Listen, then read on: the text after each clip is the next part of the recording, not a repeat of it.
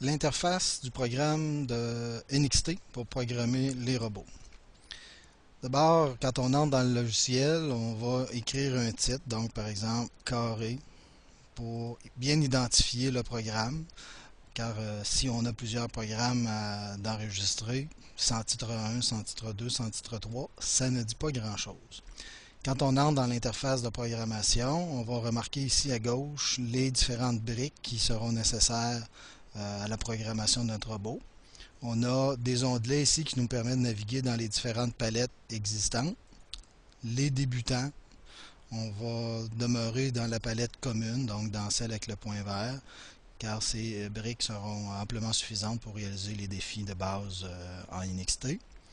Vous avez à droite ici des tutoriels, donc le robot éducateur qui permet entre autres de dire, bon, exemple ici, on a des tutoriels pour faire avancer. Chaque tutoriel, vous aurez un guide de fabrication du robot et un guide de programmation.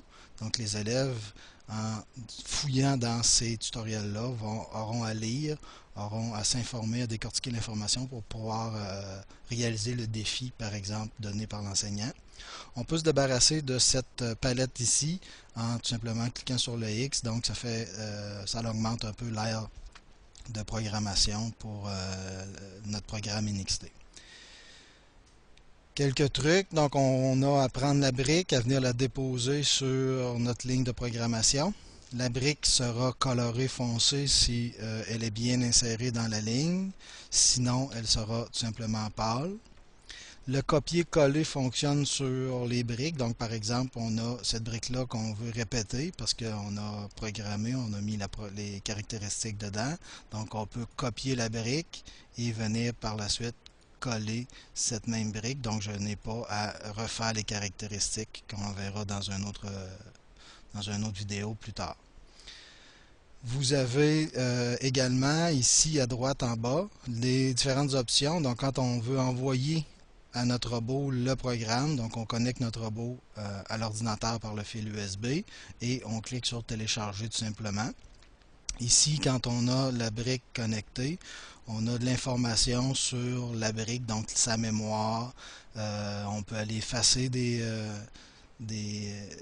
programmes, on peut faire libérer de l'espace, donc ça nous permet de contrôler un petit peu qu'est-ce qui se passe sur notre brique. On peut également, lorsque notre programme sera trop long, on peut se déplacer avec des flèches sur le clavier. Donc, on peut déplacer notre programme de gauche à droite avec le clavier, ce qui permet de se déplacer et d'aller ajouter des briques. Lorsqu'on passe ici sur un coin, on peut aller se créer une autre ligne de programmation. Donc, on pourrait avoir deux programmes qui se déroulent en même temps, même trois. Donc, je viens tout simplement ajouter une autre ligne. Donc, je pourrais venir mettre un son à ce moment-là. Donc, il peut y avoir différents programmes qui se déroulent en même temps. Donc, c'est l'interface de base de notre logiciel. Dans les prochaines vidéos, on va voir un peu comment les briques fonctionnent.